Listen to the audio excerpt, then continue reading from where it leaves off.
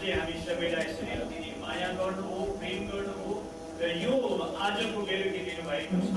त्यसकारण हामी सबै मिलेर सर्वोच्च परमेश्वरलाई धेरै धेरै धन्यवाद चढाउँदछौँ। आउनुहोस् हामी ताली बजाएर हाम्रा परमेश्वर पवित्र धन्यवाद छ। अनि यहाँ जति पनि आजको सेवाकाईमा आउनुभएको छ सबैलाई प्यारो प्रभु येशूको नाममा जय मसीह, जय मसीह, जय मसीह।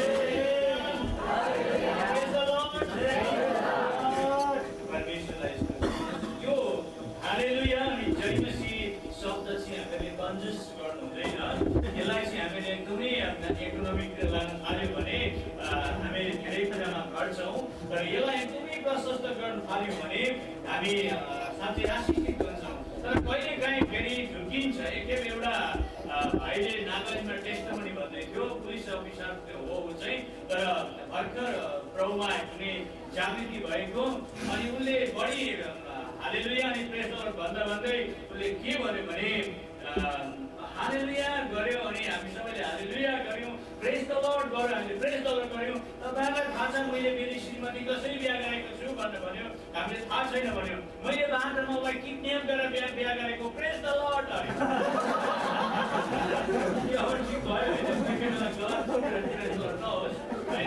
तर एकदमै सही प्रकारको प्रेज द लर्ड गर्दै हामी परमेश्वरको महिमा गर्दै अघि बढ्न पर्दछ। हुन्छ, हामी वचनमा जानुभन्दा अघि आज विशेष गरेर हामी एक दुईवटा कुराहरू सुन्नेछौँ।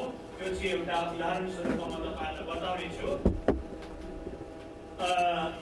एउटा आम भनेको आम बगैँचाको कुरा हो। एउटा सेठजीको ठुलो आँपको बगैँचा रहेछ। अनि त्यो आँपको बगैँचाको मालिकले जब आँप पाक्यो बेच्दै लगेर अन्तमा 7वटा आम भएको एउटा माने बाँकी रहेका आम भएको रुखलाई चाहिँ उसले जोगाइरहेको छ, टिप्न दिएनछ। अब किन राखेको थियो थाहा छैन, मालिकले राखेको थियो।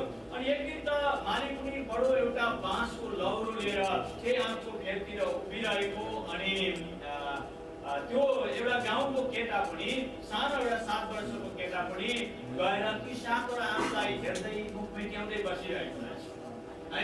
केटाकेटी अब कति लोभिन्छ होइन, माथि रुखमा पाकेका आँप देख्दाखेरि। अनि मालिकलाई थाहा भयो यो वृक्षलाई चाहिँ पक्कै आजको यो घडी आँप खान साह्रै मन परेको छ भनेर। अनि हप्काउँछ, गाली गर्छ, मरजा भन्छ, फेरि आउँछ। मालिकलाई पनि उता घरतिर जान दिँदैन होइन, मालिकलाई पनि अब टिपेर खाइदिन्छ भन्ने पिर पर्यो होइन। अनि अन्तिममा बिचरा मालिक पनि बुढो मान्छे, नाति जस्तो बालकलाई देखेर माया लागेछ। अनि उसको बालक के गरेछ भने त्यो आँपको रुखमाथि चढेर 6वटा आँप टिपेछ र ल्याएर त्यो नानीलाई दिएछ है। अनि एउटा आँप चाहिँ त्यो रुखमा राखिदिएछ र रुजा बाबु जा खा भनेछ। अनि त्यो केटोले त्यो आँप लिएर बाटैको दिन खान सुरु गर्यो होइन। घरमा ल्याएर 1-2वटा ल्याएको, त्यो पनि राखेर एकछिनमा राख्यो अनि फेरि टिपेर खाइदिन्छ। त्यहाँ बेलुका राति भएपछि के गरेछ भने त्यो केटो नसुतेर गएर त्यो अर्को रहेको एउटा 7औँको एउटा आँप पनि टिपेर खाइदिएछ। अनि भोलिपल्ट मालिकले आएर त्यो एउटा आँप छ भन्दा हेर्न आएको त त्यो एउटा आँप रहेनछ। अनि मालिक धेरै दुःखी भयो। पत्तो लगायो, त्यही केटाले आएर लगेको रहेछ अनि धेरै दुःखी भयो। अब तपाईँले सुन्नुभयो, यो त्यति साह्रो एकदम खास तपाईँलाई हँसाउने पनि केही गर्ने प्रभावकारीको किस्सा त होइन। तर यो किन भनेको भने हिजो आज धेरै विश्वासीहरूले के गर्छन् भने परमेश्वरको वचनले भनेको छ 6 दिन छाडा काम गर्नु, 7औं दिन चाहिँ विश्राम गर्नु। तर विश्वासीले के गर्छन्, विभिन्न प्रकारको बाहनाले 7औं दिनलाई खाइदिन्छ है। 7औं दिनलाई पनि खाइदिन्छ। जसै त्यो केटालाई 6वटा आँप मालिकले देखे त्यो खाएर उसलाई जथेष्ट भएको थियो होइन। तर लोभ भनेको कुरा त्यस्तै हुन्छ। अनि 7औं आँप पनि टिपेर ल्याएर उसले मालिकलाई मन दुखायो। जो हिजो दयाले भरिएको मालिकसँग 6वटा दिएको थियो उसले, तर अब त्यो मालिक आजीवनभरि त्यो बालकदेखि मन दुखायो भने, किनभने उसले एउटा राखेको थियो यो रहियोस् भनेर। र कति ठाउँमा चर्चमा विश्वासीहरूको आदतहरू के छ भने अलिकति टाउको दुख्यो भने पनि चर्च सेवाकाईमा नजाने, हैन। अलिकति ढाड दुख्यो भने पनि बहाना गर्ने, अलिकति भुँडी दुख्यो भने पनि बहाना गर्ने, इत्यादि कुराले चर्चलाई एब्सेन्ट गर्छन्। अनि परमेश्वरलाई मन दुख्छ, कारण परमेश्वरले भन्नुभएको छ 6 दिन 6 रात काम गर तर 7औं दिन चाहिँ विश्राम गर भनेर। अनि अर्को कुरो एउटा चर्च चाहिँ के हो भन्नुहुन्छ भने यो चर्च चाहिँ एउटा गुलाबको फुल जस्तो हो र गुलाबको फुलमा कति कुराहरू आउँछन् त्यो फुलको रस लिनको लागि भन्नुहोस् न तपाईहरु के आउँछन् गुलाबको फुलमा? किन कतिजना मान्छेले चाहिँ माकुराको काम गरिरहेका छन्, भवराजको काम गरिरहेका छन्, चनाको काम गरिरहेका छन्, विभिन्न प्रकारको काम गरिरहेका छन् हैन। र त्यसकारणले तपाईँ हामीले चर्चलाई सेवाकाईलाई चाहिँ एउटा मौरीको जस्तो हिसाबले त्यसबाट आएर रस लिने अनि त्यसलाई मह बनाउने। वचनले के भन्छ? परमेश्वरको वचन चाहिँ म भन्दा पनि गुलियो छ, उसको गुलाबको फुलमा भएको रस भन्दा पनि गुलियो छ है। त्यसकारणले त्यसलाई हामीले सदुपयोग गरौँ, आफूलाई पनि राम्रो अनि आउने पुस्ताहरूलाई पनि राम्रो हुने। र हिजो अस्ति तपाईँहरूले धेरै कुराहरू सुन्नुभएको छ, मेरो जीवन गवाई सुन्नुभयो। हिजो तपाईँले होमको बारेमा सुन्नुभयो, कतिजना हुनुहुन्थ्यो होला सायद, कतिजना हुनुहुन्न थियो होला। र हिजो तपाईँले दशैंको बारेमा सुन्नुभयो, त्योहारको बारेमा सुन्नुभयो हैन, इत्यादि कुरा धेरै कुराहरू सुन्नुभयो। परमेश्वरले हिजो धेरै हाम्रो बिचमा काम गर्नुभयो। अब आज हामी के सुन्छौँ भने हाम्रा मानिसहरूले मान्छे मरेपछि 10 काज क्रियाहरू गर्छन् हैन, क्रिया गर्छन्। जब मान्छे हाम्रा नेपालीहरू जसले प्रभु येशू ख्रीष्टलाई विश्वास गरेका छैनन्, उनीहरूका घरमा मान्छे मर्नुभन्दा दुःखको कुरो अरू केही पनि हुँदैन। किनभने मान्छे जब सारो हुने साथै नै उसलाई के गर्नुपर्छ भने बैतरनी दान गरिदिनुपर्छ। हो कि होइन भन्नुहोस् त? त्यो पनि गाई दान गर्नुपर्छ, ठुलो गाई दान गर्नुपर्छ। ती पनि अहिलेको जमानामा 8-10 हजार रुपियाँको धक्का लाग्दछ।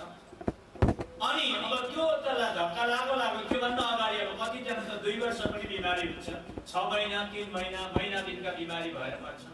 अनि बैतरनी दान गर्छन्। र अब जसै होस् मेरा बाबुआमालाई तार दिने परे भनेर ढुक्क भएर बैतरनी दान गर्छन्। तर हामीले बैतरनी नदीको बारेमा धर्मशास्त्रमा हेर्दा बैतरनी नदीमा खुन र पिप बढ्छ अरे, अनि त्यहाँ एकदमै बडे सिक्का ती क्रोकोडाइलहरू र अनि जलग्राहहरू र अजिगरहरू हुन्छन् अरे, ती यत्तिकै हिँडिरहेका हुन्छन्। अनि त्यहाँ चाहिँ तर्ने मान्छेलाई चाहिँ गएर तिनीहरूले गाँधिहाल्छ, कहिले भेटौँ र दिनौँ भनेर बसिरहेका हुन्छन् भनेर भनेको छ। र अब तपाईँ र मैले यहाँ एउटा कुरा सोच्नुपर्ने के छ भने के एउटा गाई चाहिँ पिप र रगत बगेको नदीमा तपाईँ र मलाई तारेर जान सक्छ होला त? सक्दैन। पहिले हामीहरूका घरमा खसी काट्दाखेरि गाई ग्वालीबाट खोल्यो भने त्यो खसीको रगतले गर्दा गाईहरू तर्सेर ग्वालीमा बस्न मान्दै थिए। अनि जहाँ चाहिँ पिप र रगत बग्दछ के त्यहाँ गाईले तपाईँ र मेरा किताब उठाएर तारिन सक्छ? सक्दैन कहिले पनि, तर पनि गर्नै पर्छ।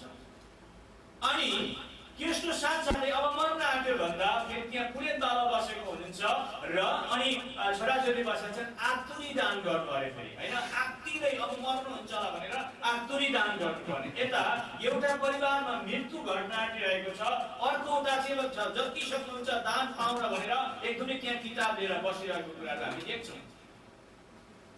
त्यसलाई आतुरी दान। र आतुरी दान भएको पछि चाहिँ अनि जब मान्छे मर्छ अनि मर्ने साथै त्यहाँ विभिन्न प्रकारको दाह संस्कार हैन, त्यसलाई अब नदीमा लानु पर्यो, अब जलाउनु पर्यो, जसलाई दाह संस्कार भनिन्छ। त्यसको पछि पिण्ड गर्नु अरे, तर्पण दिनु अरे, जलाञ्जली दिनु अरे, श्राद्ध आदि गर्नु अरे। श्राद्ध पनि धेरै छ, 1 महिना दिन पुगेपछि श्राद्ध गर्नु, 6 महिना पुगेपछि श्राद्ध गर्नु, वर्ष दिन पुगेपछि श्राद्ध गर्नु, अनि प्रत्येक सालमा 16 श्राद्ध आउँदाखेरि श्राद्ध गर्नु। अनि बाबुले पनि गर्नु, छोराले पनि गर्नु, नातिले पनि गर्नु, पनातिले पनि गर्नु, गरेको गरे गर्नु अरे। झन् 16 श्राद्ध आएपछि त सबै पितृहरूका नाममा यो खाना पकाएर चढाउनु पर्छ चुलामाथि, पुरै टपरा पुरै दिनमा। त के यी सबै गरेर के हाम्रा पिता पुर्खाहरूले उद्धार अनि मुक्ति पाएका छन् त भनेर जब हामीले धर्मशास्त्रमा अनुसन्धान गरेर हेर्दाखेरि धर्मशास्त्रले मान्यता दिएको हामी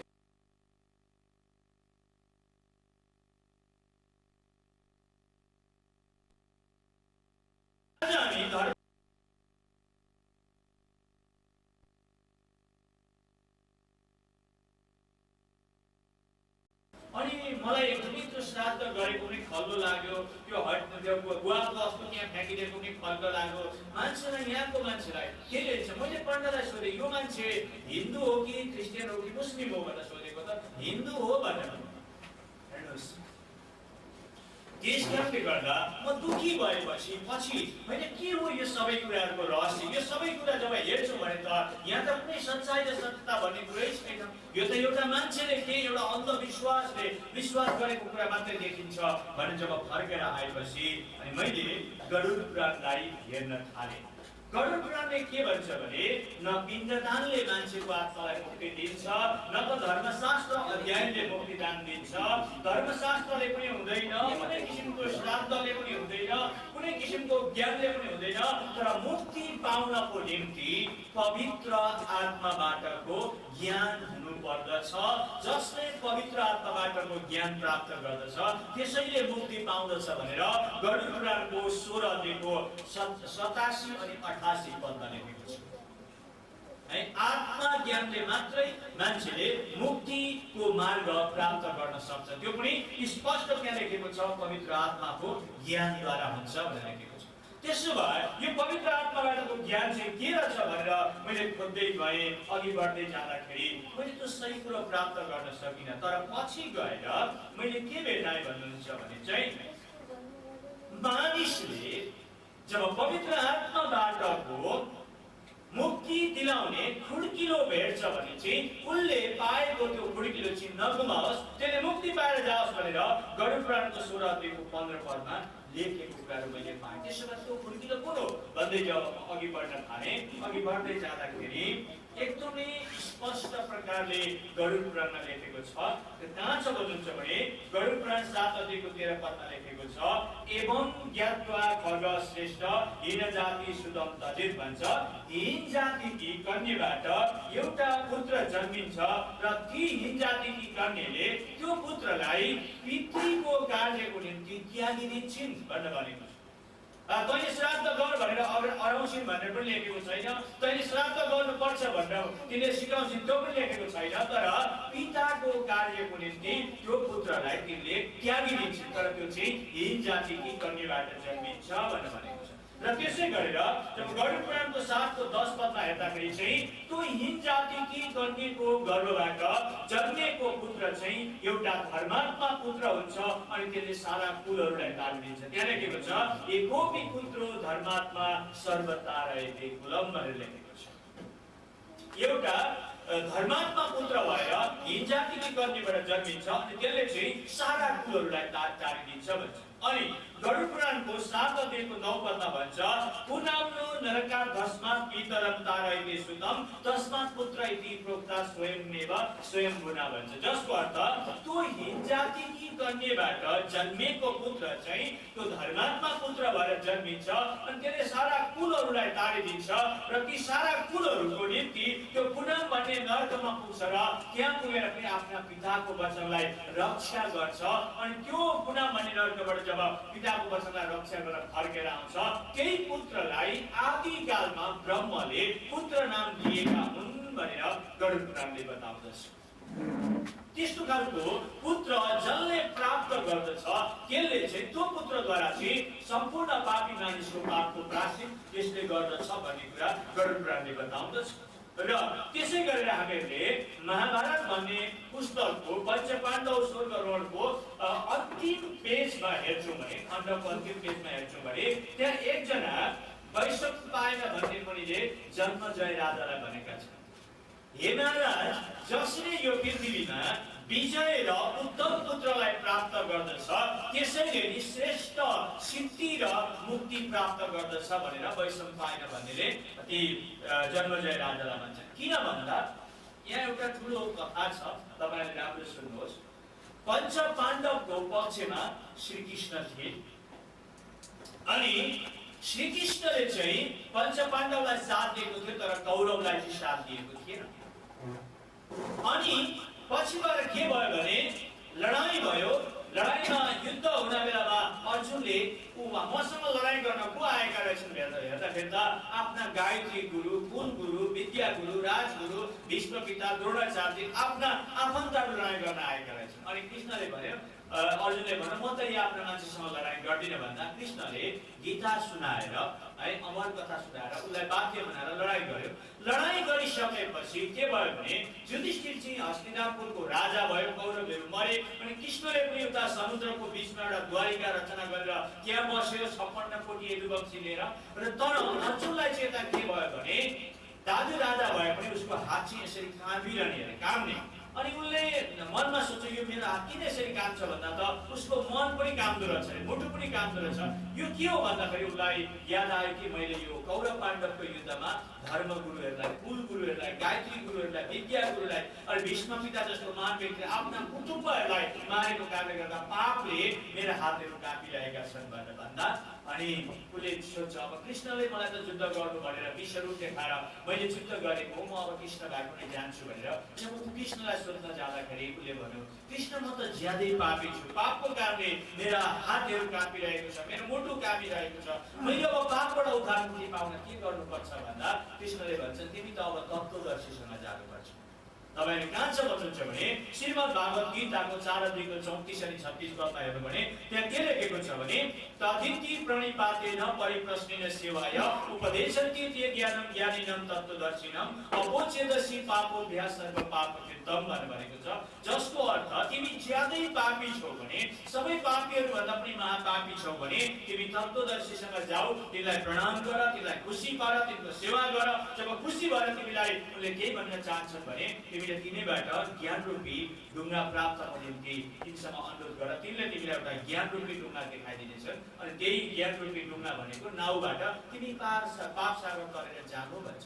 अनि त्यतिखेर अर्जुनले भन्छन् कृष्ण तपाईले भन्नुभएको होइन अग्निमय हुँ, वायुमय हुँ, तेजमय हुँ, गरुडमय हुँ, पृथ्वीमय हुँ, आकाशमय हुँ, जलमय हुँ, वायुमय हुँ, सबै म हुँ भन्नुभएको होइन तपाईले। फेरि मलाई कहाँ तत्त्वदर्शीसँग पठाउँदै हुनुहुन्छ भन्दा कृष्णले के भन्छ भने अर्जुन तिम्रो र मेरो बहस गर्ने समय छैन, तिमी चाँडै गएर चाहिँ युधिष्ठिरलाई भनिदेऊ कि अब मुक्ति प्राप्त हुने निम्ति तत्त्वदर्शीसँग जानुपर्ने छ भन्दा अनि अर्जुन निराश भएर जब युधिष्ठिरसँग गएर त्यो कुरा भन्छ त्यो कृष्णबाट त हामीले मुक्ति पाउने रहेनछौँ, मुक्ति पाउनको निम्ति त तत्त्वदर्शीमा जानुपर्ने रहेछ भनेर उसले भन्दाखेरि युधिष्ठिरले भन्छ त्यसो भए चलो हामी हिँड्दै स्वर्ग जाउँ भनेर उसले आफ्ना भाइ र अनि द्रौपदीलाई लिएर जाँदा बाटामा भीम पनि मर्छ, अर्जुन पनि मर्छ, नकुल पनि मर्छ, सहदेव पनि मर्छ, द्रौपदी पनि मर्छ। लास्टमा युधिष्ठिर र एउटा कुकुर चाहिँ स्वर्ग पुग्छ भनेर महाभारतले बताउँदछ।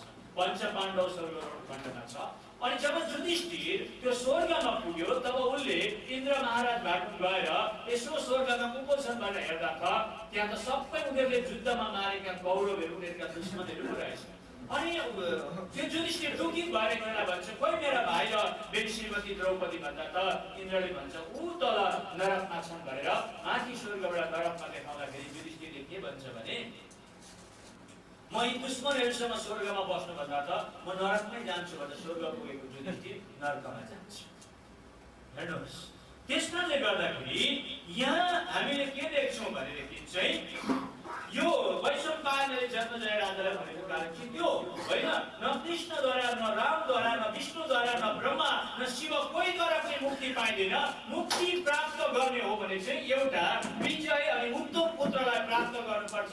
त्यही विजय र उत्तम पुत्रले तिमीहरूलाई पाप सागर तारिदिन्छ, यानि कि श्रेष्ठ मुक्ति दिँदछ। श्रेष्ठ मुक्ति भनेको सबैभन्दा ठुलो मुक्ति दिँदछ भनेर बताएको कुरा हामी यहाँ पाउँछौँ। तपाईँहरूले पनि हेर्नुभयो भने त्यो कुरा पाउनुहुन्छ। अनि त्यसको पछि हामीले श्रीमद् देवी भागवत पुराणमा एउटा हरिश्चन्द्र राजाको कथा भेट्छौँ। कतिले सुन्नुभएको छ हरिश्चन्द्र राजाको कथा? कतै ठिकै छ, धेरै सुनेको भए त मैले भट्याउनु पर्ने थिएन, तर अब एकजनाले मात्रै हात देखाउनु भन्नै पर्यो।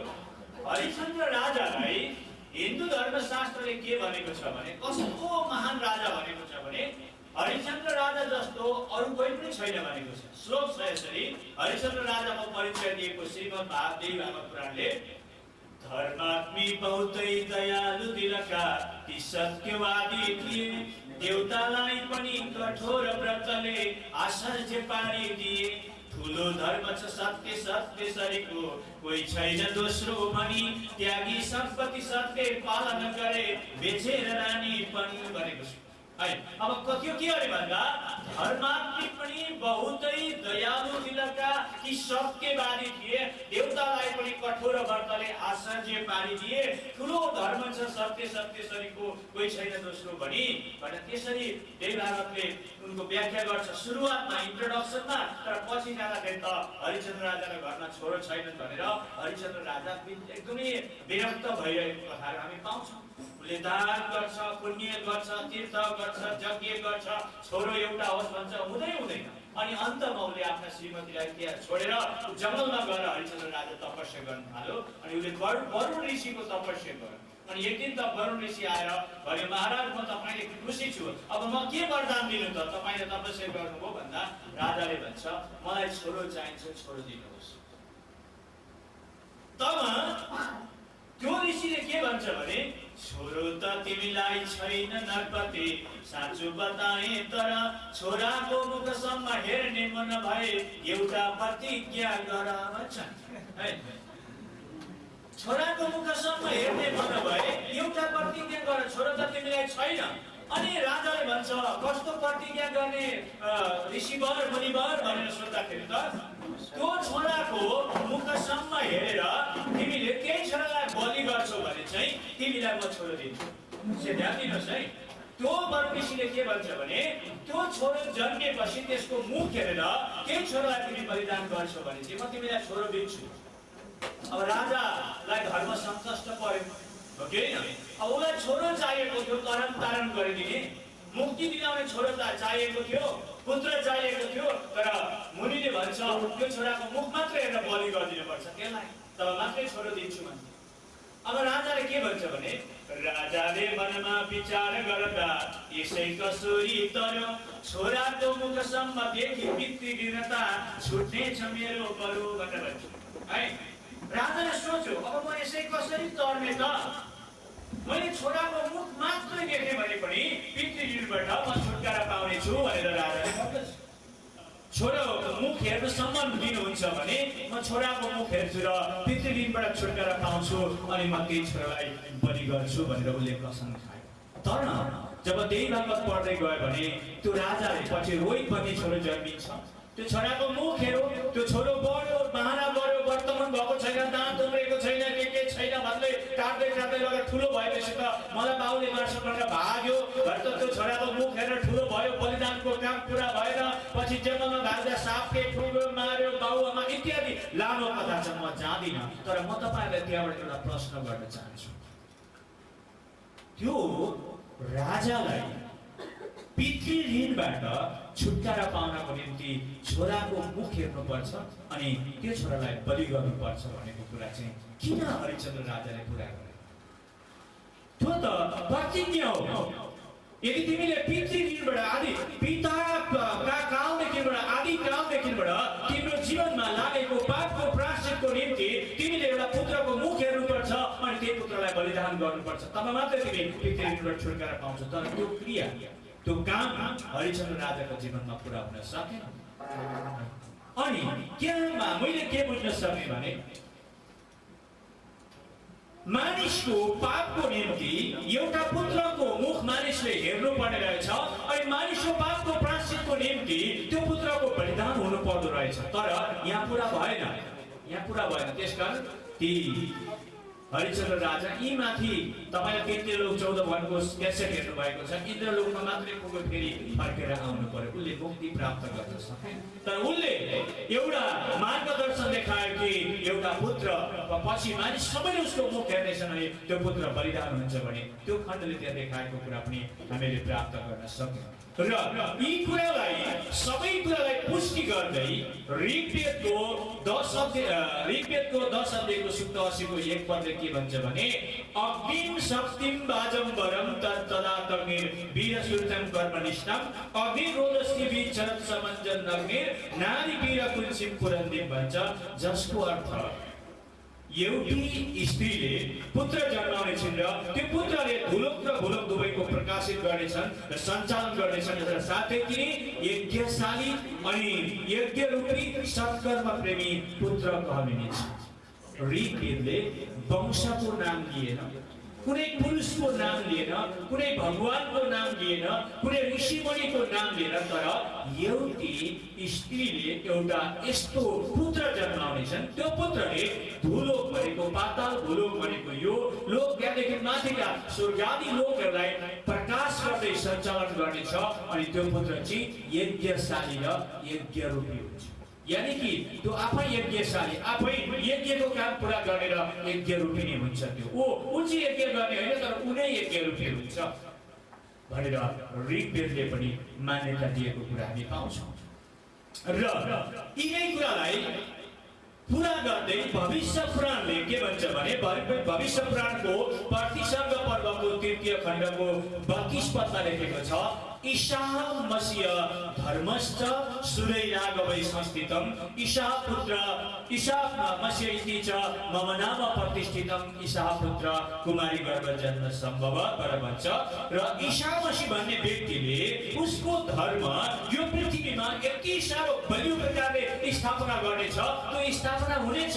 अनि त्यो ईशा मसीह चाहिँ कन्याको गर्भबाट जन्मिनेछ अनि त्यो चाहिँ महु भन्ने नाउँमा स्थापना हुन्छ भनेर भविष्य पुराणको प्रतिसर्ग पर्वको 3 खण्डको 32 पदमा लेखेको हामीले प्राप्त गर्यौं। त्यो चाहिँ हो सबै मानव जातिलाई उद्धार अनि मुक्ति गर्ने पुत्र।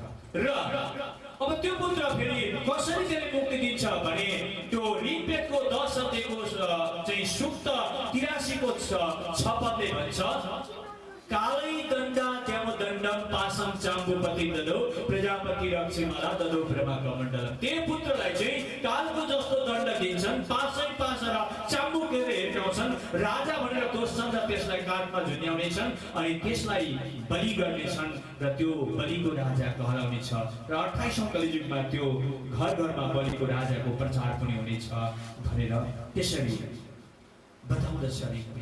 त्यसै गरेर हामीले पछि खोज्दै जाँदा हामी त्यो पुत्र नपाएको कारणले गर्दाखेरि हामीले पुराण पनि पढेका छौँ है। विशेष गरेर मैले खोजेँ कि कतै पुराण त्यो हजरत मोहम्मदको त्यो पुत्र हो कि, किनकि वैदिक धर्मशास्त्रमा त मैले त्यस्तो पुत्र कहीँ पनि पाइनँ जो हामी सबै मानव जातिलाई पापबाट उद्धार मुक्तिको निम्ति आफ्नो मुख देखाउन संसारमा आउँछ र आफै बलिदान हुन्छ। अनि कुरान शरीफमा हेर्दा कुरान शरीफको पनि मैले हिजो पनि भन्दै थिएँ सूरा अल अम्बियाको 21 को 91 मा अनि सूरा अल तरियमको 66 को 12 पदमा के भन्छ भने अल्लाहले आफ्नो रूह पठाएर एउटी कन्या मरियमलाई गर्भवती गराउनु हुनेछ र त्यो कन्या मरियमले एउटा ईसा नबी भन्ने एउटा छोरो जन्माउनेछ अनि त्यो अल्लाहको दर्जा बराबरको हुनेछ र त्यसले पृथ्वीका सबै मानिसको कयामत गर्नेछ है भनेर लेखेको छ। म आज बिहान म बसेको गेस्ट हाउसमा पनि म टिभीमा हेर्दै थिएँ अनि एउटा त्यहाँ मुल्लाले त्यो टिभीबाट पुराणको कुरा गर्दा पनि यो कुरा बताइरहेको थियो र त्यहाँ उसले पनि भन्दै थियो, तर उसले त्यसलाई के भन्यो भने यो एउटा हजरत मोहम्मदको भविष्यवाणी हो र यो भविष्यवाणी चाहिँ गएर पछि गएर मोहम्मदले आफै पूरा गर्छ भनेर व्याख्या गर्यो। तर यहाँ पूरा भएको कुरा चाहिँ उसले बताए, गर्भवती भएर एउटा पुत्र जन्मिने, त्यो अल्लाहको दर्जा बराबरको भएर जगतको कयामत गर्ने कुरा बताउँदछ। यसै गरेर धर्मशास्त्रले एउटा बेग्लै पुत्र मानिस जातिलाई पापबाट उद्धार अनि मुक्ति दिनको निम्ति मान्दछ। अनि पछि मैले बौद्ध धर्मशास्त्रलाई पनि हेरेको छु, कतै बुद्ध पनि त्यो पुत्र हो कि होइन, हामीले खोजेर हेर्नुपर्छ। मुक्ति पाउनको निम्ति एउटा त्यस्तो पुत्र चाहिन्छ भनेर मैले बौद्ध शास्त्रमा हेर्दा बौद्ध शास्त्रको बुद्धको बारेमा गरुड पुराणको 8 अध्यायको 10 पदमा लेखेको छ, बुद्ध पनि विष्णुको अवतार हो, विष्णुको नवम अवतार हो भनेर भन्छ। र बुद्ध जब जन्मेपछि उसका बाबुआमाले बुद्धलाई एकदमै त्यो महलमा शान्ति प्रकारले राख्न चाहेका थिए। अनि एउटा एकदमै बलिष्ठ राजा अनि एउटा साहसी राजा, संसारको कुनै पनि अशान्ति उसलाई पिर्न नसकोस् भनेर राजाले उसका बाउले उसलाई एकदमै राम्रो प्रकारले जतन गरेर राख्न प्रयास गरेका थिए। तर बुद्धको जीवनमा बेचैन थियो, अशान्ति थियो, विरह थियो, ब्रह्म जस्ता कुराले हो विचलित भइसकेको अवस्थामा ऊ जिउँथ्यो। किन भन्नुहुन्छ भने उनले जब ऊ दरबारबाट विचलित भएर बाहिर निस्क्यो, उनले कतिवटा कुरा संसारमा देख्छ भने रोगीहरूको अवस्थाहरू देख्छ, अनि मलामीहरूको कारुणी देख्दछ, अनि संसारिक पीडा भएका मान्छेहरू देख्छ, भिक्षुकहरूको लस्कर देख्छ। संसारबाट मुक्ति पाउनको निम्ति के गर्नुपर्छ भनेर ऊ एकदमै तृषित हुन्छ। उसलाई ती कुराले झन् विचलित बनाउँछ, अशान्तिको सागरमा डुबाउँछ। अनि उसको बुद्धको बाउले सोच्यो, होइन अब यो छोरालाई यो विरहबाट घुराउनको निम्ति मैले बिहा गर्नु पर्यो भनेर उसले बिहा गरिदिन्छ। जब बुद्धको 29 वर्षको उमेर पुग्छ, उसले एउटा राहुल भन्ने छोरो जन्माउँछ उसकी स्त्रीबाट। छोरो जन्मेको 7 दिनको दिन बुद्धले के गर्छ भने आफ्नो श्रीमतीलाई, आफ्नो छोरा राहुललाई अनि आफ्ना बाउलाई र दरबारलाई छोडेर ऊ बुद्ध गयामा गएर 6 वर्ष तपस्या गर्छ। 6 वर्ष तपस्या गरेपछि उनले बौद्ध शास्त्रको 27 पदमा के भन्छ भने बडो कष्ट गरेर शरीरलाई ल्याएर 10 इन्द्रियलाई दमन गरेर मैले बडो कष्टसँग तपस्या गरेँ र निर्वाण प्राप्त गरेर ज्योतिको दर्शन गरेँ। तर म ज्योति होइन, ज्योतिको पथ प्रदर्शक मात्रै। यदि संसारका पति पत्नीबाट जन्मेको छोराले मान्छेलाई तारिदिन्थ्यो भने बुद्धले आफ्नो छोरा राहुल जन्मेको 7 दिनको हुँदा उनले छोरो छोडेर हिँड्नु पर्ने थिएन।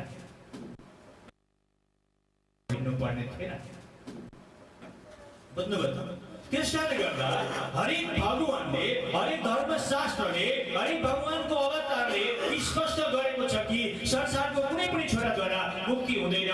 मुक्ति प्राप्त गर्नको निम्ति चाहिँ मैले ती अघि बताएको जस्तो एउटी कन्याको गर्भबाट जन्मिनु पर्छ, त्यो धर्मात्मा हुन्छ, त्यो पुनः बन्ने नरकमा पुगेर पनि फर्केर आउँछ र त्यो पुत्रले चाहिँ मानिसलाई मुक्ति दिन्छ। त्यो पुत्रले कसरी अरे भन्दा मैले अघि भने त्यसलाई कालको जस्तो दण्ड दिन्छ, पासैलाई चाम्बुकले हिर्काइन्छ, प्रजापति भनेर त्यसलाई चाहिँ दोषिन्छ, त्यसलाई काठमा झुन्याएर मारिन्छ, त्यसका शरीरबाट बगेको रगतले पृथ्वीका पापी मानिसको पापको प्रायश्चित गर्छ।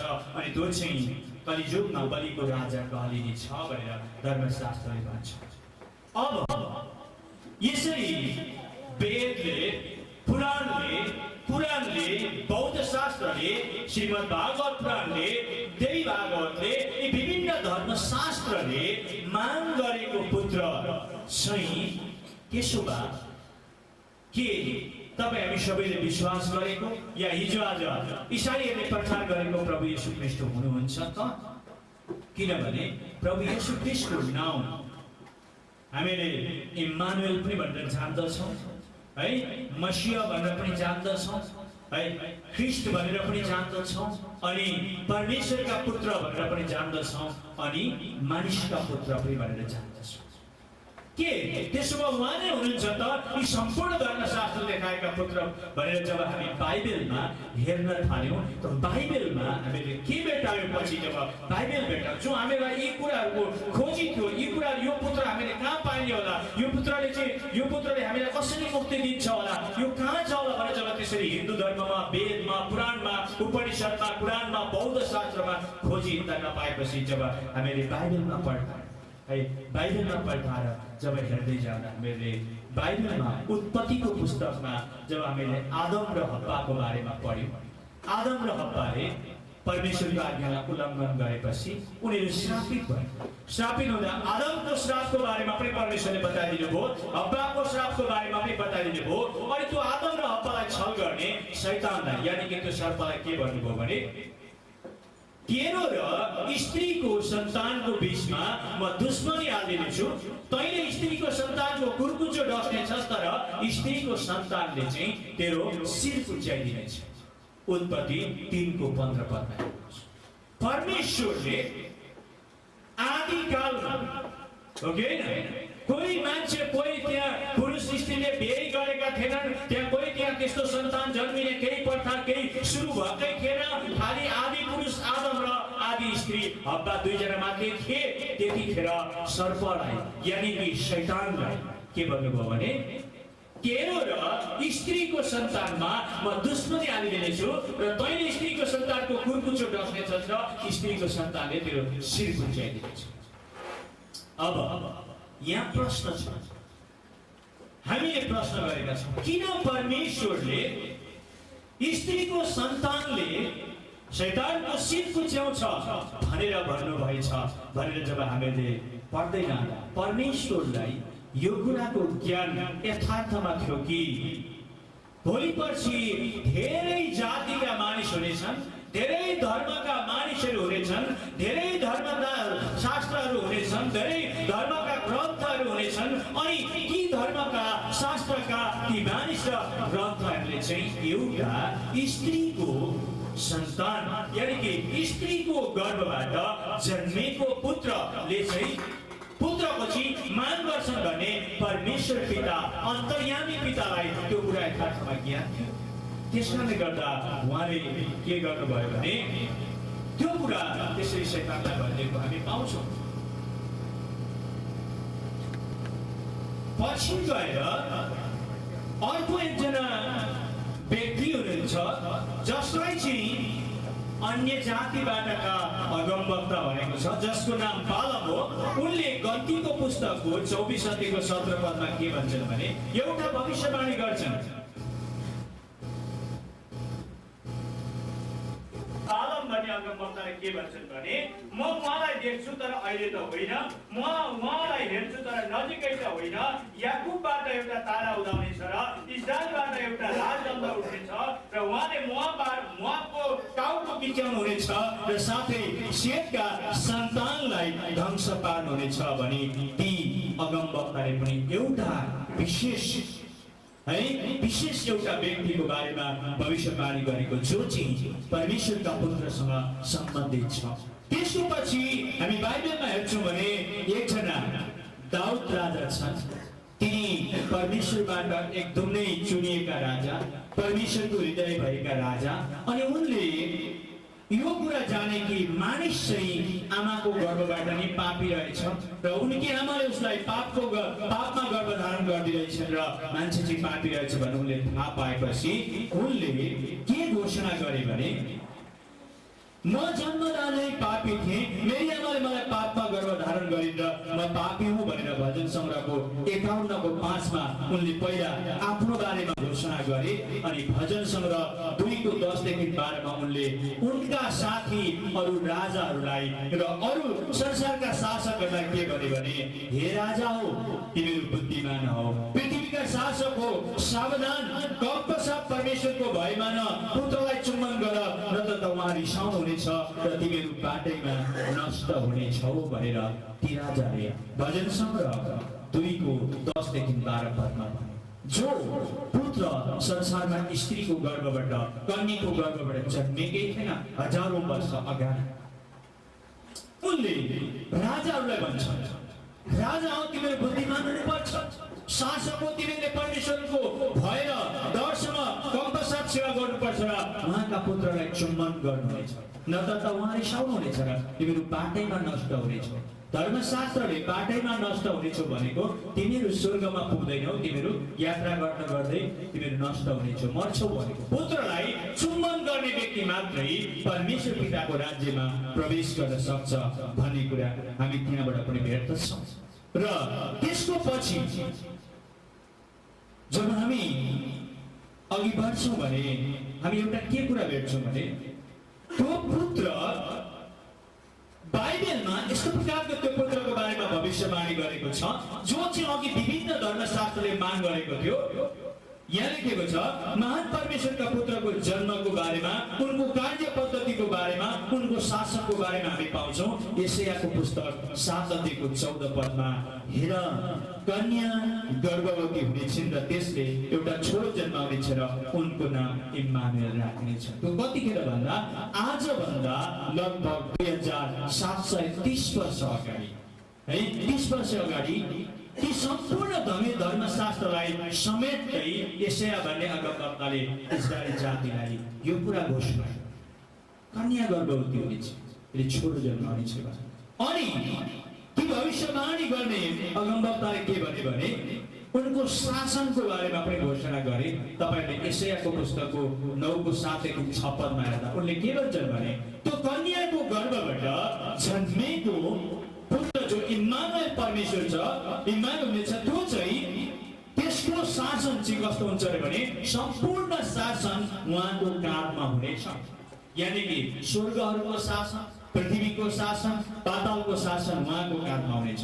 उहाँ अचम्मका सल्लाहकार हुनुहुनेछ, उहाँ शक्तिशाली परमेश्वर हुनुहुनेछ, उहाँ अनन्तका पिता हुनुहुनेछ, उहाँ शान्तिका राजकुमार कलिन हुनेछ। उहाँको शासन र शान्तिको वृद्धिको अन्त हुने छैन। उहाँले आफ्नो राज्यलाई र सिंहासनलाई न्याय र धार्मिकता साथ स्थापना गरी स्थिर गर्नुहुनेछ र त्यो काम चाहिँ उहाँले परमेश्वरका जोशले पुरा गर्नुहुनेछ भनेर पुत्र संसारमा कन्याको गर्भबाट जन्मिनु भन्दा धेरै वर्ष अगाडि यो कुरा उहाँको जन्मको बारेमा, उहाँको कामको बारेमा, उहाँका पद्धतिहरूको बारेमा बाइबलले बताएको हामी प्राप्त गर्दछौँ। अनि त्यसै गरेर हामी जब नयाँ नियममा आउँछौँ भने मत्तीको पुस्तक 1:18-25 र लुकाको पुस्तक 2:1-7 हेर्छौँ भने साँच्चै आजभन्दा 2010 वर्ष 4 महिना भइसक्यो भने आज अप्रिल हामी 26 तारिक छौँ है, र यो 2010 अप्रिल 26 तारिक चाहिँ हाम्रा प्रभु येशू ख्रीष्ट संसारमा कन्या मरियमका गर्भमा जन्मेको दिन है, जन्मेको दिन हो। र साँच्चै नि यसै धर्मशास्त्रले भने अनुसार प्रभु येशू ख्रीष्ट यो संसारमा कन्या मरियमको गर्भबाट जन्मनु भयो। अनि ती सम्पूर्ण धर्मशास्त्रले जसो भनेको थियो त्यसै गर्दै उहाँ कन्या मरियमको गर्भबाट जन्मिनु भयो।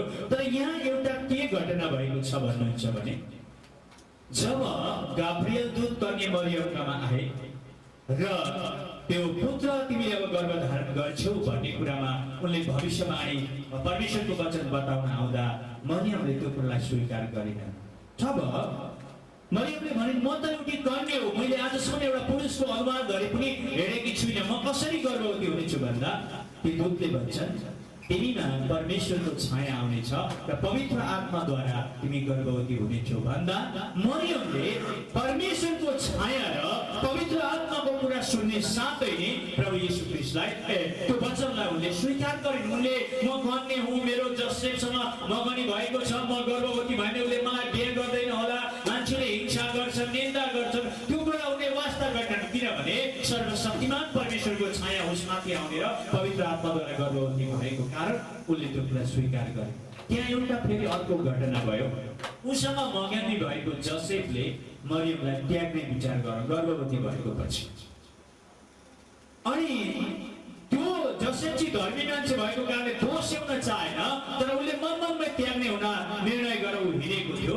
बाटामा तिनै गाब्रिएल स्वर्गदूत गएर भने हे दाउदका छोरा जोसेफ, तिमीसँग मगनी भएकी मरियमलाई आफ्नी पत्नीको रूपमा ग्रहण गर्न तिमी नडराऊ, किनभने तिनका गर्भमा हुने परमेश्वरका पुत्र हुनुहुन्छ जो पवित्र आत्माद्वारा गर्भधारण हुनुभएको छ भनेपछि ती जोसेफले पनि त्यो पवित्र आत्माको शब्द सुन्ने साथै फर्केर आएर कन्या मरियमलाई उनले आफ्ना पत्नीका रूपमा ग्रहण गरे। तर बाइबलमा सफा लेखेको छ जबसम्म प्रभु येशू ख्रीष्ट संसारमा परमेश्वरका पुत्र या मानिसका पुत्र भएर जन्मिनु भएन, जोसेफले मरियमसँग सहवास गरेनन् भनेर लेखेको छ। यानी कि प्रभु येशू पवित्र आत्माद्वारा गर्भधारण हुनुभएको, उहाँ पवित्र भएर जन्मिनु पर्छ, उहाँ निष्कलङ्क निष्पाप हुनुपर्छ, उहाँ बलिको थुमा भएर जन्मिनु पर्छ। यो कुरालाई जोसेफले मरियमको जीवनमा पुरा हुन दिएको कुरा हामी बाइबलमा भेट्दछौँ। अनि त्यसै गरेर प्रभु येशू ख्रीष्ट जन्मिनुभयो, बढ्नुभयो, उहाँले सबै कुरा सेवकाई हासिल गर्नुभयो। जब हामी यूहन्नाको पुस्तक 5 अध्यायको 19 पददेखि 23, 26, 27 पदमा हेर्छौँ भने प्रभु येशूले यहुदी जातिहरूसँग के भन्नुभयो भने म पुत्रले म केही पनि आफै केही पनि गर्दिनँ, तर मैले पिताले जे गरेको र जे भनेको देख्छु या सुन्छु म त्यही गर्छु, किनकि पिताले मलाई प्रेम गर्नुहुन्छ। र नि जसरी पितासँग आफैमा जीवन दिने अधिकार छ, पिताले पुत्रलाई पनि जीवन दिने अधिकार दिनुभएको छ है। र पुत्रले सबै कुराको न्याय गर्ने अधिकार पनि दिनुभएको छ। किन भन्दा संसारका मान्छेहरूले पितालाई त मान्दछन्, हिन्दूले पनि भन्छन् ईश्वर अल्लाह तेरे नाम सबको शुभमति दे भगवान, मुस्लिमले पनि भन्छन् ईश्वर भने पनि अल्लाह भने पनि भगवान भने पनि एउटै हो भन्छन्, तर ईश्वरले पठाउनु भएको पुत्रलाई मान्दैन। त्यसकारणले गर्दा परमेश्वर पिताले मैले पठाएको पुत्रलाई जसले स्वीकार गर्छ, ग्रहण गर्छ, विश्वास गर्छ, त्यसलाई मात्रै म मुक्ति दिन्छु भन्ने निर्णय गर्न उहाँले के गर्नुभयो भने पुत्रलाई सबै कुराको अधिकार दिनुभयो है। तपाईहरुले पढ्नुहोस् यूहन्नाको पुस्तक 5 अध्यायको 19 देखि 23, 26 देखि 27 मा हेर्नुभयो त्यो कुरा भेट्नुहुन्छ।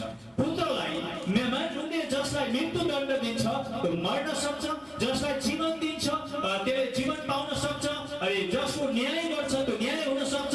परमेश्वरले चाहिँ सबै अधिकार चाहिँ आफ्नो पुत्रलाई दिएको कुरा हामी त्यहाँ पाउँदछौँ। अनि पवित्र बाइबल न्यू टेस्टिमेन्ट यूहन्ना 8 को 21 देखि 24 मा हेर्नु भने कि कन्या मरियमको गर्भबाट जन्मिनु भएका परमेश्वरका पुत्र प्रभु येशू चाहिँ माथिको हुनुहुन्छ भनेको छ। उहाँ तलको हुनुहुन्न, हामी चाहिँ तलका हौ, उहाँ चाहिँ माथिको हुनुहुन्छ। अनि हामी मानिसले उहाँ चाहिँ माथिको उही हुनुहुन्छ भनेर विश्वास गरिनौँ भने चाहिँ हामी आफ्ना पापमा मर्छौँ भनेको छ। भन्नुको अर्थ यीशु बिना संसारका मानिसहरू आफ्ना पापमा मर्दछ, किनभने उहाँ मात्रै माथिको हुनुहुन्छ। मैले अस्ति कहीँ भन्दै थिएँ प्रभु यीशुले संसारमा किन बिहा गर्नु भएन भनेर म बताउँदै थिएँ। किन बिहा गर्नु भएन भने यो संसारमा भएका सबै मानिसहरू चाहिँ परमेश्वर पिताका छोराछोरीहरू हौ र प्रभु येशू ख्रीष्ट चाहिँ यी सबै छोराछोरी भन्दा पनि सर्वश्रेष्ठ परमेश्वरको पुत्र हुनुहुन्छ। अनि जब उहाँ परमेश्वरका छोराछोरी भएका ठाउँमा उहाँ पनि परमेश्वरको पुत्र भएर आउनुभयो भने उनले कस्ता घरमा गएर कुन चाहिँ केटीलाई मगनी गर्ने, बिहारी घरमा जाँदा पनि त्यो बिहारी पनि परमेश्वरकै छोरा हो, छोरी हो, अब उनले कसरी आफ्नो बहिनीलाई माग्ने होइन। नेपालीका घरमा जाँदा पनि सबै हो, जहाँ जाँदा पनि त परमेश्वरका छोराछोरीहरू हामी। त प्रभु येशू चाहिँ सबैको दाजु या भाइ पर्नुहुन्थ्यो। त्यसकारणले उहाँलाई संसारमा बिहे गर्ने कुनै पनि केटीहरू थिएन, उहाँले बिहे गर्नुभयो। बाइबल धर्मशास्त्रमा पढ्दै जान्छौँ भने आज संसारलाई सत्य र स्वतन्त्र चाहिएको छ, कारण सत्य र स्वतन्त्र नभएको हुनाले मानव जातिहरू पथभ्रष्ट भएका छन्, उग्रवादी भएका छन्, लडाईँ भएका छन्, गर्ने भएका छन्, झगडा गर्ने, अत्याचार गर्ने, संसारमा आतंक फैलिरहेको छ।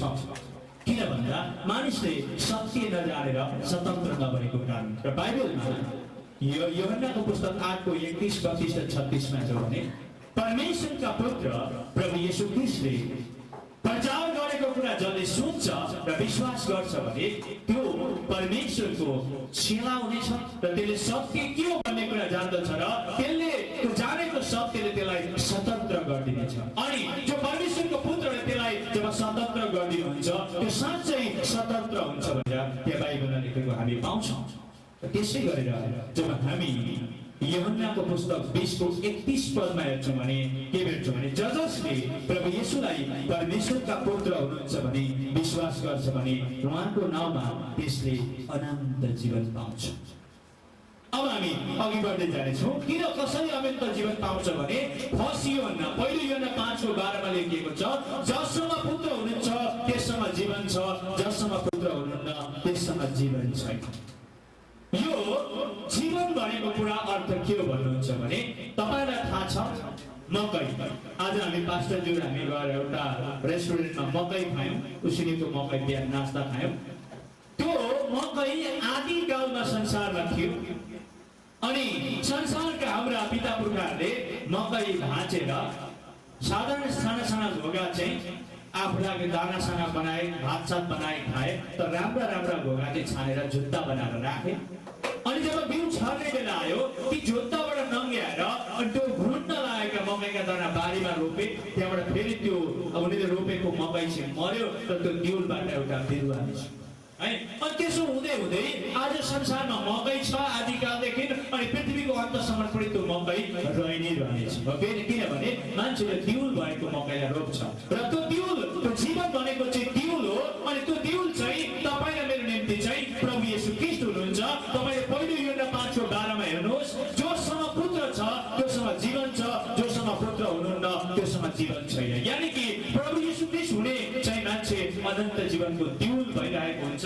जोसँग प्रभु येशू ख्रीष्ट हुँदैन त्यससँग अनन्त जीवनको दिउल पनि हुँदैन त्यसकारणले उहाँलाई तपाईँ र मैले जीवनको रूपमा लिनुपर्छ कारण उहाँ परमेश्वरको पुत्र हुनुहुन्छ अब हामी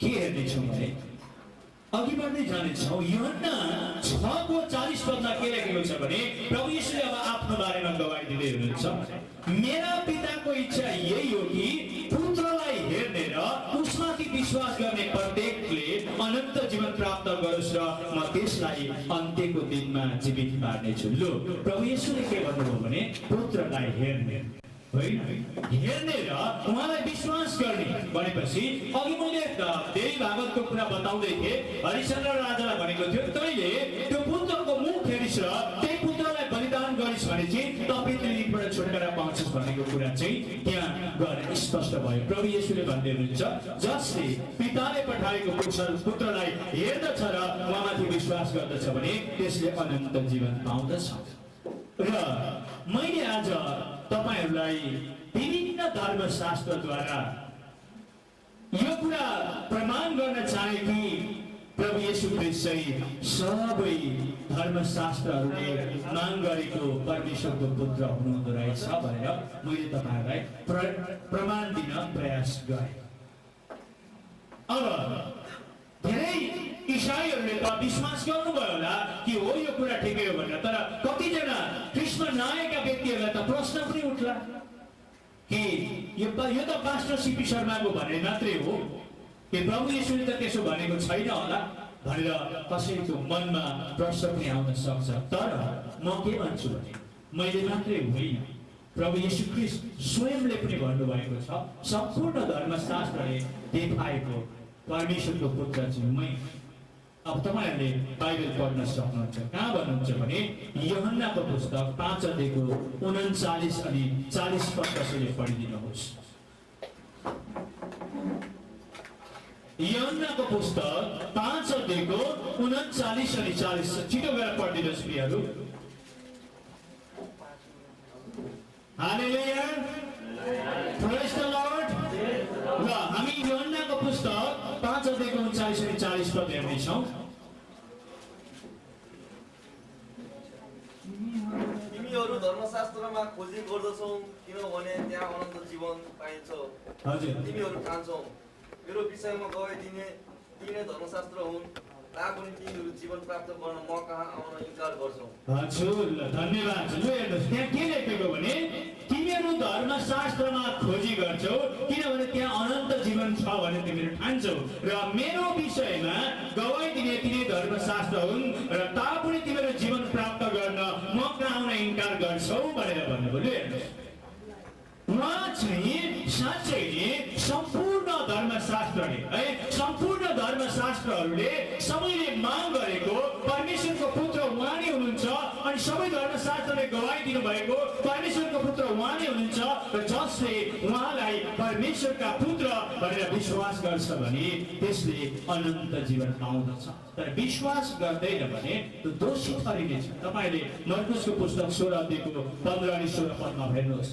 जसले उहाँलाई परमेश्वरका पुत्र हुनुहुन्छ भनेर विश्वास गर्छ भने त्यसले उद्धार पाउनेछ तर विश्वास गर्दैन भने दोषी ठहरिनेछ त्यसकारण म आजको बेलुकी हजुरलाई के भन्न चाहन्छु भने आज जति पनि यहाँ इसाईहरू हुनुहुन्छ विश्वासीहरू हुनुहुन्छ तपाईहरूले जो परमेश्वर प्रभु येशूलाई पाउनु भएको छ यो चाहिँ खाली साधारण प्रचारकहरू गएर एउटा मानिस आफै जस्तै दाजुभाइ दिदीबहिनी गएर प्रचार गरेर उहाँ चाहिँ मुक्तिदाता हुनुहुन्छ भनेर त्यति मात्रै विश्वास गरेर तपाईँले पाउनु भएको होइन।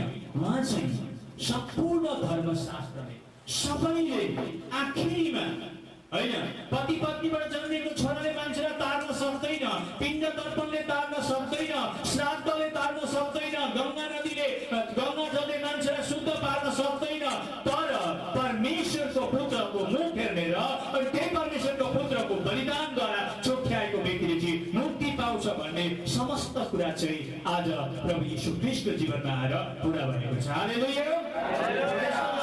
पुत्रलाई तपाईँले र मैले जब विश्वास गरेका छौँ भने त्यो पुत्रको बारेमा तपाईँले र मैले कहिले पनि ठट्टा गर्नु हुँदैन।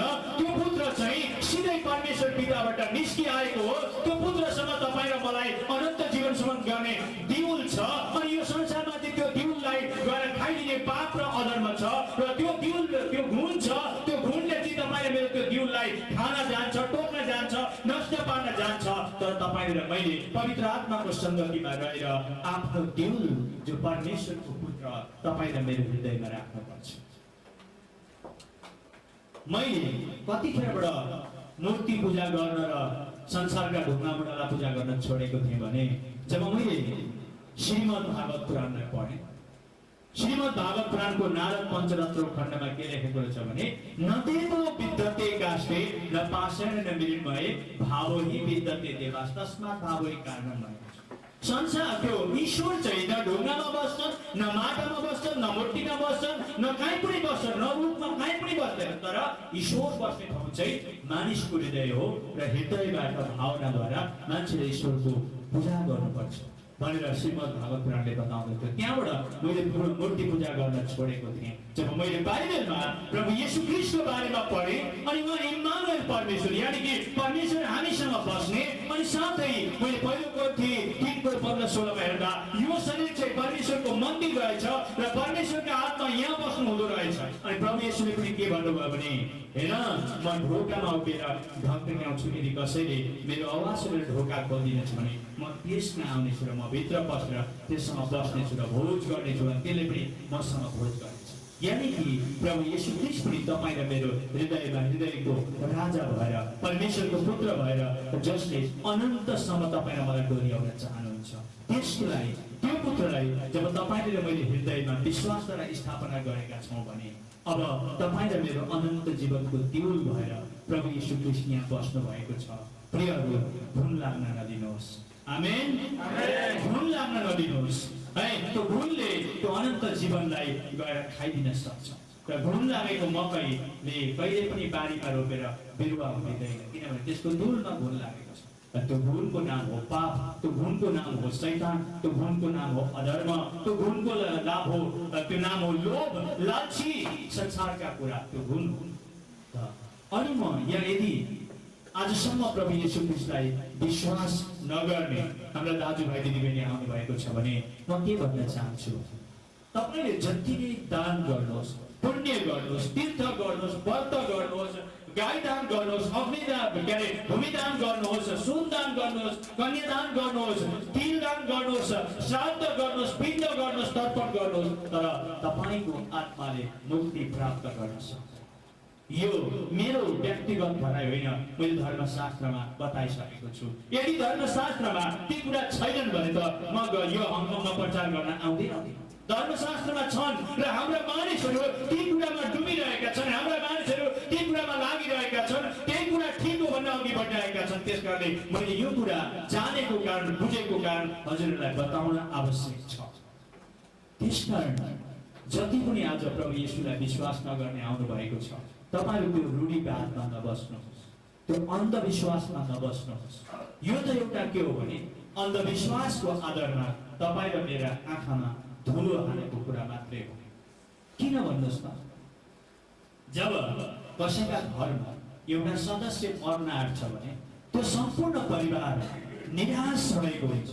उसले संसारको सबै कुरा पनि त्यसलाई बचाउनको निम्ति उनीहरूले खर्च गर्न तयार भइरहेको हुन्छ। डाक्टर जे चाहिन्छ भन्नुहोस् न, म बिल्डिङ बिक्री गर्छु, माटो बिक्री गर्छु। अनि त्यतिखेर तपाईँ र मलाई पुरेन्द्र पण्डितले मौका दियो ल अब मर्छ गाउँ बैठकै दान गर, अब हातुली दान गर, मरिसकेपछि छाता दान गर, सैया दान गर, यो सुन दान गर, अनि बैठ फेरि गाई दान गर, त्यही पनि बाँचो सहितको दान गर, माथि गएर पुग्छ न माथि गएर भेट्छ अरे। एक दिन त एउटाले वाक्कै भएछ, बाउको श्राद्ध गर्दा गर्दा गर्दा पुरोहितले तानेको छ, ऊ पनि बाउले पाउन भनेर माटो पनि दान गरेछ, अनि गाई पनि दान गरेछ, सुन पनि दान गरेछ, ढाड पनि दान गरेछ, सैया दान गरेछ, छाता दान गरेछ, जुत्ता दान गरेछ, गरेको छ। अनि फेरि आएर एक दिन त तेरो बाउ जत्रै नापेर, तेरो बाउ जति लामो हुन्थ्यो त्यत्रो एउटा सुन पनि नापेर एउटा सुनको तार बनाएर दान गर्नु भनेछ। अनि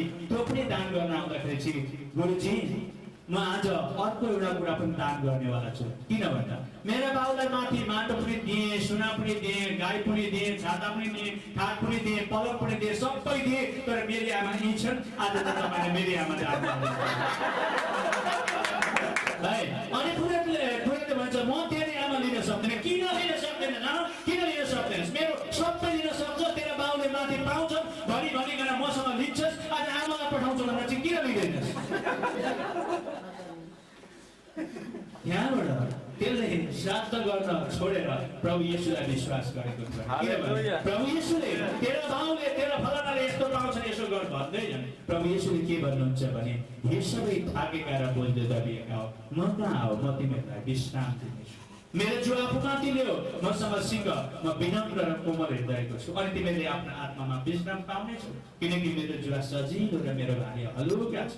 है हामीलाई त्यस्तो खालको सजिलो शान्ति, मुक्ति, अनन्त जीवन दिने प्रभु येशू। अब अन्तमा म एउटा सानो घटना बताउनेछु। आसाममा बोकाघाट भन्ने एउटा ठाउँमा एउटा म्याजिसियन आएछ र उनले टाउन कमिटीको मान्छेसँग कुरा गरेछ कि म अब यो गाउँमा यो सहरमा म्याजिक देखाउँछु, आज बजारको दिन छ भनेछ। अनि उनीहरूले ठाउँ दिएछ। अनि उसले के भनेछ भने म चाहिँ ताजा हड्डी खोजेर म म्याजिक देखाउँछु भनेछ। अनि अब तैँले कहाँ ताजा हड्डी पाउँछ भनेको, म खोज्न जान्छु, चियालेहरू खोज्न जान्छु भनेछ। अनि गाउँमा गएछ, गाउँमा पशु भित्र गाउँमा गएर ताजा हड्डी खोजेको। अनि उसले भेटेन, तर एउटा आसामे बुढो मान्छे आफ्ना गाईहरू हेरेर नदी किनारमा बसिरहेको रहेछ। अनि उसले सोधेछ, बाबा यहाँ कतै मान्छेको गाडीको च्यान छ भनेछ। अनि उसले भनेछ यताउँदा त च्यान त थुप्रै छ, तर यहाँ त के गर्न भनेको त म म्याजिसियन हो, मलाई एउटा मान्छेको यो दाहिने खुट्टाको हड्डी चाहिएको छ भनेर।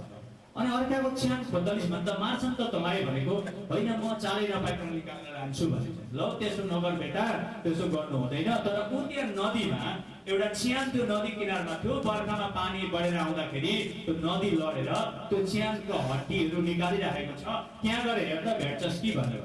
अनि त्यो मेडिसिन गएर हेरेछ, हेर्दाखेरि त साँच्चै नै त्यहाँ उसले खोजे जस्तै मान्छेको दाहिने खुट्टाको त्यो यहाँको हड्डी भेटाएछ। खुसी भएर लिएर आएछ। अनि बजारमा आएर त्यो रातो कपडाले त्यो ठाउँ बेरेर चाहिँ उसका त्यो मान्छेका टाउका साउका के हड्डी सड्डी राखेर नि पुरा लो, अब मैले मेरो शैतानलाई जगाएँ, मेरो त्यो भूतलाई जगाएको छु, अब तिमीलाई के खान मन लाग्छ माग, म यहाँ ल्याएर खुवाउँछु तिमीलाई भनेछ। अनि एउटा प्लेट लिएको छ, लु के माग्ने माग भन्दाखेरि एउटाले भनेछ लु मिस्टी, म खान्छु मिस्टी ल्याइदिए भनेछ। अनि उसको पालो त्यो थालबाटी यस्तो त्यो हड्डी घुमाएर चाहिँ अनि अन्तरु मन्तरु जन्तरु लखन्तरु यहाँ प्लेटमा मिस्टी आउन्तरु भन्दै फु गर्छ, खाँदैन। ल यो मिस्टी छैन क्या आएन भन्नु, फेरि जुलपी मगायो, के मगायो आएन। तर पछि उसलाई मान्छेले ठट्टा गर्न थालेछ है, ठट्टा गर्न थालेछ। अनि उसले भने होइन यो हड्डीमा केही कम्ती छ होला, पर्ख म यसलाई अब पूजा गर्छु भनेर त्यो हड्डीलाई फेरि भुइँमा कालो कपडामा राखेछ र अनि बिलेटले आफ्नै यहाँ नारी काटेर त्यो हड्डीमा खुन लगाइदिएछ। अनि त्यहाँबाट अँगारहरू लसेर धागो बाँधेर फेरि के पूजा गरेर त्यो हड्डी जगाउन खोजेर लु फेरि अब काम हुन्छ भन्ने गरेको फेरि हुँदैन। हेर्नुहोस् है, त्यहाँबाट सबै मान्छे छोडेर हिँडे, यो कहाँको फटारा छ भन्दा केही म्याजिक देखाउन सकेन भने छोडेर हिँडे। अनि उसलाई धेरै शङ्का लागेछ, आज म किन यसरी फस्ने। फेरि उसलाई गभर्मेन्टले पनि यो म्याजिसियन हो भनेर सर्टिफिकेट दिएको कागज पनि छ, उसको हातमा सर्टिफिकेट पनि छ।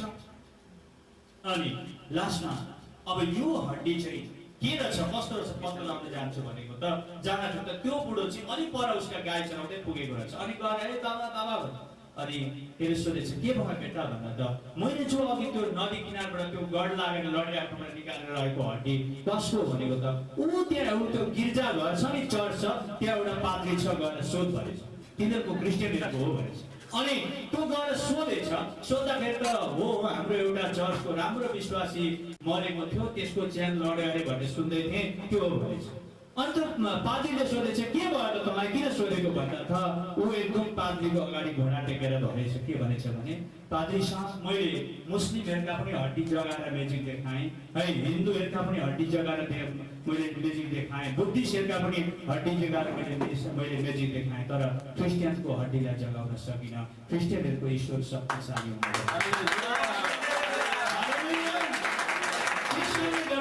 त्यो जादुगरले पछि प्रभु येशूलाई विश्वास गरेर उसको सबैको म्याजिकको भूत प्रेत सराउने छोडेर ऊ अहिले विश्वासी अनि असल काम गरेर हिँड्ने प्रभुको काम गर्ने व्यक्ति भएको छ त्यो कुरा चाहिँ परमेश्वरका प्रभु येशू ख्रीष्टमा छ र प्रभु येशूले गर्नुभएको छ है जसलाई म प्रेम गर्छु त्यसलाई न उचाइले न गहिराइले न त कुनै पनि शक्तिले न प्रधानताहरूले न वर्तमानका कुराले न भविष्यमा हुने कुराले न स्वर्गदूतले कुनै कुराले पनि न अन्धकारले न कुनै कुराले पनि मेरो प्रेमबाट अलग गर्न सक्दैन किनभने प्रभु येशू ख्रीष्ट सर्वशक्तिमान परमेश्वरको पुत्र र सबै धर्मशास्त्रले मान गरेको पुत्र हुनुहुन्छ र जोसँग पुत्र हुनुहुन्छ त्योसँग जीवन छ जोसँग पुत्र छैन त्योसँग जीवन पनि छ त्यसकारणले त्यसले मुक्ति पनि प्राप्त गर्दैन र तपाईँहरूले आज जतिले मसँग जीवन छ भन्ने कुरा महसुस गर्नुभएको छ भने प्रियहरू तपाईँ उठ्नुहोस् एकचोटि र आफ्नो हात जीवन दान दिने प्रभुलाई देखाउनुहोस् र जतिसम्म